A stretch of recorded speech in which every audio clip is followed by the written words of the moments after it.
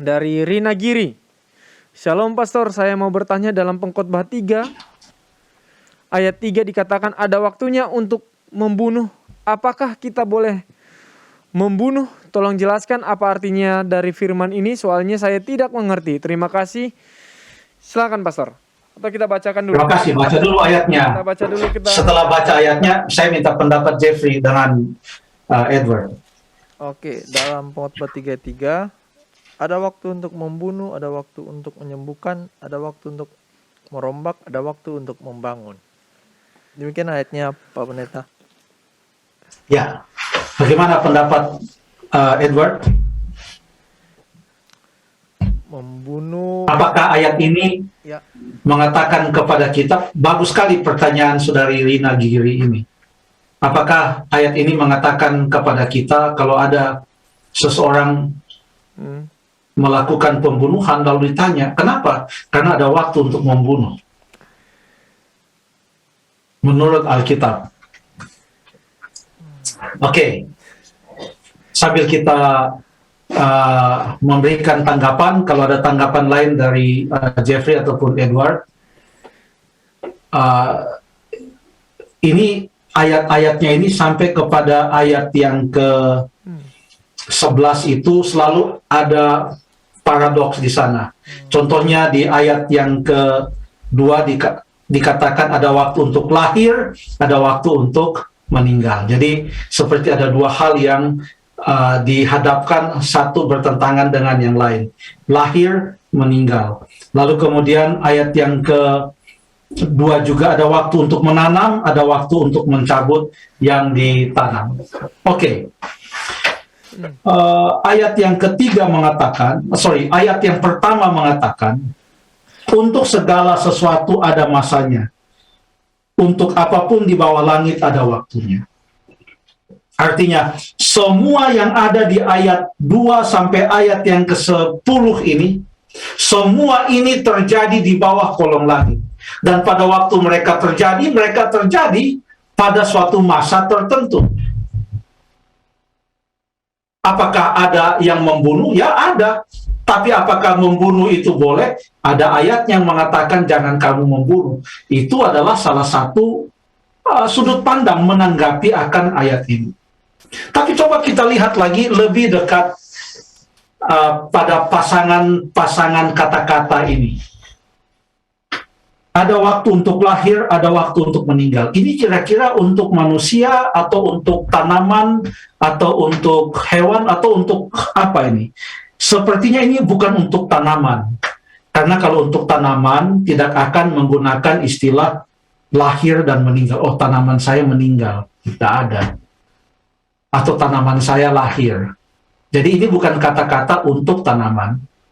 Ini adalah lebih condong kepada manusia, gambaran tentang manusia, yaitu ada waktu untuk lahir, ada waktu untuk meninggal.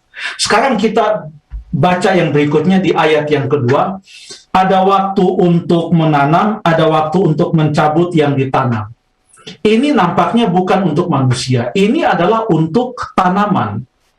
Jadi artinya, yang disebutkan di sini, baru ayat yang kedua saja, sudah membuktikan kepada kita bahwa tidak semuanya ini menggambarkan apa yang terjadi pada manusia. Karena buktinya ini menanam dan mencabut yang ditanam adalah terjadi bukan pada manusia. Memang manusia yang menanam, manusia yang mencabut apa yang ditanam, tapi yang ditanamkan itu tumbuhan, yang dicabut juga adalah tumbuhan. Jadi jangan karena yang lahir dan meninggal itu manusia, lalu kemudian menanam dan mencabut itu juga menanam manusia dan mencabut manusia.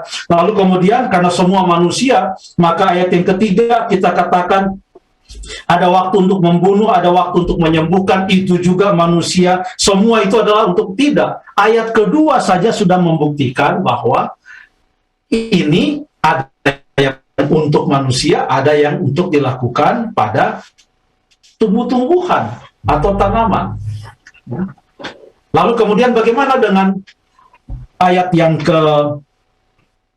ketiga setelah nanti kita akan terakhir bicara mengenai yang membunuh itu ya. Ayat yang ketiga dikatakan ada waktu untuk membunuh, ada waktu untuk menyembuhkan, dan disebutkan juga ada waktu untuk merombak dan ada waktu untuk membangun.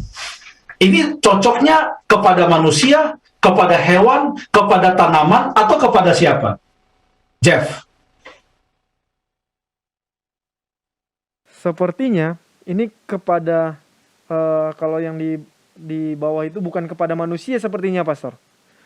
Iya. Iya.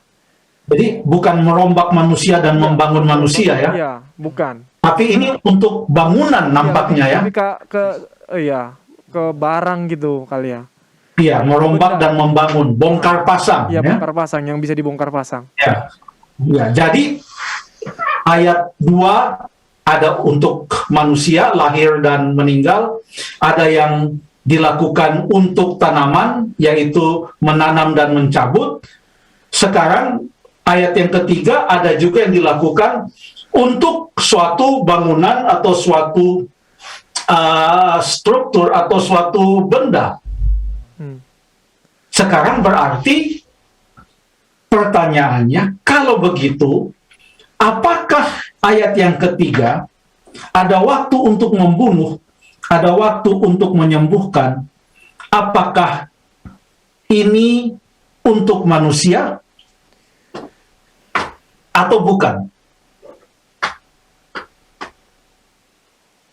Walaupun malam hari ini kita tidak mempunyai jawaban yang final, tapi paling tidak kita sudah bisa mempunyai wawasan yang lebih luas untuk melihat ayat-ayat ini, jangan dari satu sudut pandang saja. Kan begitu, Jeffrey? Iya, betul, Pastor. Paling tidak. Paling tidak. Lalu kemudian, kalau lahir, betul, dia punya lawan adalah meninggal. Menanam, lawan katanya mencabut yang ditanam.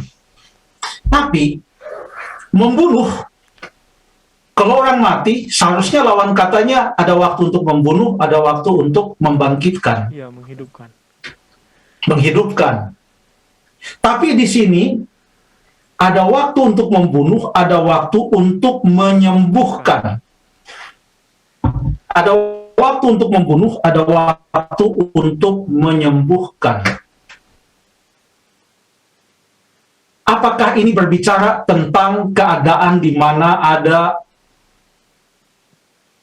suatu keadaan di dalam masyarakat orang Israel di mana ada hewan peliharaan mereka yang dalam suatu keadaan di mana mereka harus mengambil keputusan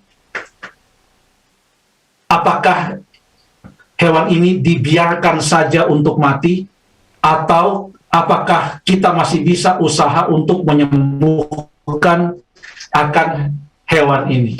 Jadi ini dalam bentuk tanda tanya ya, yang saya katakan, yang saya sebutkan semua ini adalah menolong kita untuk berpikir jangan hanya dari satu sudut pandang. Sebab selama ini mungkin saya ya berpikir ini semua tentang manusia ini. Ternyata tidak harus kita lihat semuanya itu adalah untuk yang terjadi atau dilakukan oleh manusia kepada manusia. Lagi pula, dalam 10 perintah Tuhan, perintah jangan membunuh itu perintah yang keberapa, Edward? Perintah yang ke-6 kan? Ke-6 perintah. Jangan membunuh. Jangan membunuh. Ya. Ternyata kata membunuh di dalam Keluaran 20 ayat yang ke-13 dalam perintah jangan membunuh itu beda dengan kata membunuh yang ada di Pengkhotbah 3 ayat 3 yang mengatakan ada waktu untuk membunuh. Yang dikatakan di dalam Keluaran 20 ayat yang ke-13 jangan membunuh, kata membunuh di sana adalah suatu kata yang diartikan dari bahasa Ibrani yang memberikan suatu konsep pembunuhan yang direncanakan, yang dipikir dengan matang, yang disusun bagaimana caranya sehingga bisa membunuh, yang dilakukan dengan sengaja, dengan maksud-maksud yang jahat, sebagai tindakan membalas dendam, membalas sakit hati, dan lain sebagainya. Itu yang disebutkan di dalam Keluaran 20 ayat yang ke-13. Bahasa Ibraninya, akar kata kerjanya di sana adalah kata ratsah. Ratsah itu untuk membunuh yang ada di Keluaran 20 ayat yang ke-13. Sementara membunuh untuk yang ada di dalam Pengkhotbah pasal yang ketiga bukanlah membunuh dalam arti seperti membunuh dengan sengaja, lalu kemudian membunuh dengan tujuan pembalasan dendam dan lain sebagainya, tetapi di dalam makna yang berbeda. Jadi ini menunjukkan kepada kita bahwa Keluaran 20 ayat yang ke-13, jangan kamu membunuh, tidak dinetralkan oleh Pengkhotbah 3 ayat yang ketiga. Dengan kata lain, Pengkhotbah 3 ayat yang ketiga tidak menentang Keluaran 20 ayat yang ke-13 atau perintah yang ke-6 dari 10 perintah Allah itu. Nanti di ayat-ayat berikut ada waktunya untuk merobek, ada waktunya untuk menjahit. Itu pun bukan untuk tanaman, bukan untuk binatang, bukan untuk manusia, tapi lebih cocok untuk pakaian. Jadi paling tidak sekarang sudah lebih jelas bagi kita bahwa yang dimaksudkan dengan membunuh di sini bukanlah suatu yang menjadi penentang terhadap perintah jangan membunuh. Ya, ada beberapa kemungkinan, tetapi apapun itu, ini bukanlah sesuatu yang berlawanan dengan perintah Tuhan, jangan kamu membunuh. Terima kasih.